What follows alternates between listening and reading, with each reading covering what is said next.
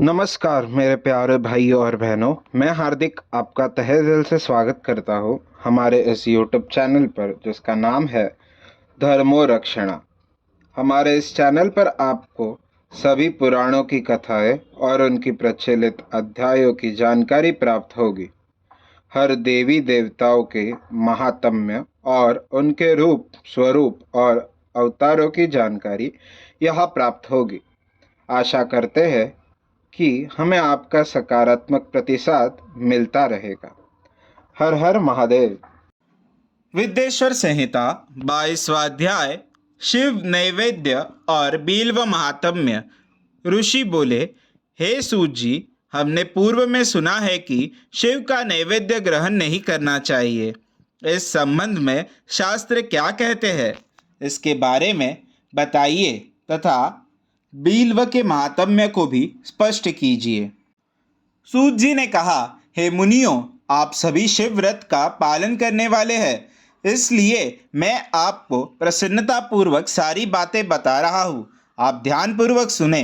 भगवान शिव के भक्तों को जो उत्तम व्रत का पालन करता है तथा बाहर भीतर से पवित्र व शुद्ध है, अर्थात निष्काम भावना से भगवान शंकर की पूजा अर्चना करता है, शिव नैवेद्य का अवश्य भक्षण करना चाहिए, क्योंकि नैवेद्य को देख लेने से ही सारे पाप दूर हो जाते हैं।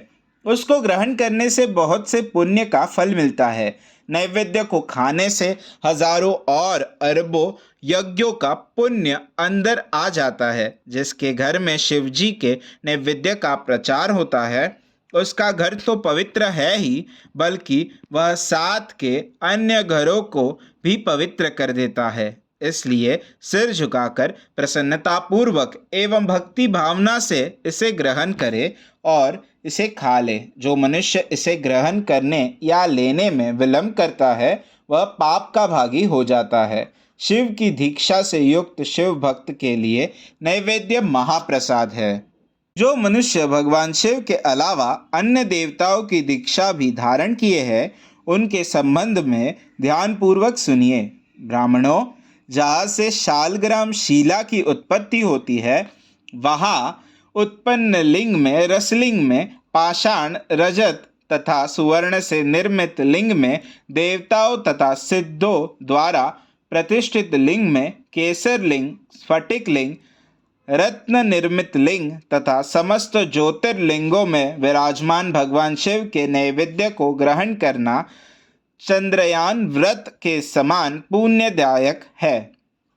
शिव नैवेद्य भक्षण करने एवं उसे सिर पर धारण करने से ब्रह्म हत्या के पाप से भी छुटकारा मिल जाता है और मनुष्य पवित्र हो जाता है। परंतु जहाँ चांडालों का अधिकार हो, वहाँ का महाप्रसाद भक्तिपूर्वक भक्षण नहीं करना चाहिए। बाणलिंग, लोह निर्मित लिंग, सिद्धलिंग, उपासना से प्राप्त अर्थात सिद्धों द्वारा स्थापित लिंग, स्वयंभू लिंग एवं मूर्तियों का जहाँ पर चंड का अधिकार नहीं है। जो मनुष्य भक्तिपूर्वक स्नान कराकर उस जल का 3 बार आचमन करता है, उसके सभी कायिक, वाचिक और मानसिक पाप नष्ट हो जाते हैं। जो वस्तु भगवान शिव को अर्पित की जाती है, वह अत्यंत पवित्र मानी जाती है। हे ऋषियों, बिल्व अर्थात बेल का वृक्ष महादेव का रूप है। देवताओं द्वारा इसकी स्तुति की गई है। तीनों लोकों में स्थित सभी तीर्थ बिल्व में ही निवास करते हैं, क्योंकि इसकी जड़ में लिंग रूपी महादेव जी का वास होता है। जो इसकी पूजा करता है, वह निश्चय ही शिवपद प्राप्त करता है। जो मनुष्य बिल्व की जड़ के पास अपने मस्तक को जल से सींचता है, उसे संपूर्ण तीर्थ स्थलों पर स्नान का फल प्राप्त होता है। बिल्व की जड़ों को पूरा पानी से भरा देकर भगवान शिव संतुष्ट एवं प्रसन्न होते हैं। जो मनुष्य बील्व की जड़ों अर्थात मूल भाग का गंध पुष्प इत्यादि से पूजन करता है वह सीधा शिवलोक जाता है। उसे संतान और सुख की प्राप्ति होती है। भक्तिपूर्वक पवित्र मन से बील्व की जड़ में दीपक जलाने वाला मनुष्य सब पापों से छूट जाता है। इस वृक्ष के नीचे जो मनुष्य एक शिव भक्त ब्राह्मण को भोजन कराता है उसे 1 करोड़ ब्राह्मणों को भोजन कराने का फल मिलता है।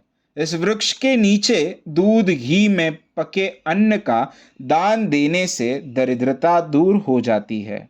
हे ऋषियों, प्रवृत्ति और निवृत्ति के 2 मार्ग है। प्रवृत्ति के मार्ग में पूजा पाठ करने से मनोरथ पूर्ण हो जाते हैं। यह संपूर्ण अभिष्ट फल प्रदान करता है। किसी सुपुत्र गुरु द्वारा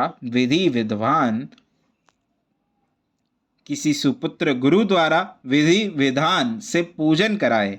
अभिषेक के बाद अग्नि चावल से बना नैवेद्य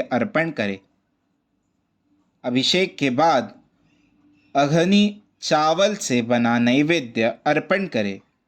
पूजा के अंत में शिवलिंग को संपुट में विराजमान कर घर में किसी शुद्ध स्थान पर रख दे। निवृत्ति मार्गी उपासकों को हाथ में ही पूजन करना चाहिए। भिक्षा में प्राप्त भोजन को ही नैवेद्य के रूप में अर्पित करे। निवृत्ति पुरुषों के लिए सूक्ष्मलिंग ही श्रेष्ठ है। विभूति से पूजन करे तथा विभूति को ही निवेदित करे। पूजा करने के उपरांत लिंग को मस्तक पर धारण करे। अध्याय 22वां समाप्त। वीडियो को लाइक करें, शेयर करें, चैनल को सब्सक्राइब करें और हमारे साथ बने रहने के लिए बेल आइकन को प्रेस करें। हमारे सनातन संस्कृति की जानकारी के लिए और उनके साहित्यों की जानकारी को प्राप्त करने के लिए हमारे साथ बने रहिए इस चैनल पर, जिसका नाम है धर्मो रक्षणा। हर हर महादेव।